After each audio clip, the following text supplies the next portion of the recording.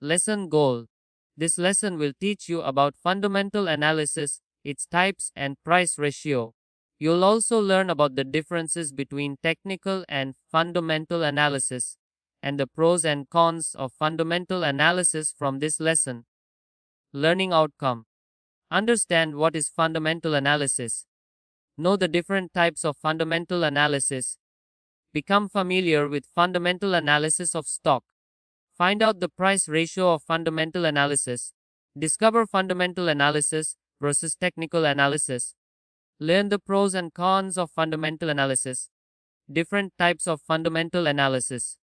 Fundamental analysis can be divided into two types. Qualitative. This involves evaluating the value of the brand, the decisions made by management, and the financial performance of a particular company. Quantitative. This is purely based on numbers and is used to examine the financial statements of a company before calculating the share price. Despite the difference in approaches, both are equally important for analyzing a company's share price comprehensively. The fundamental analysis process can also be divided into two steps. Top-down and bottom-up fundamental analysis have been classified as two types of fundamental analysis.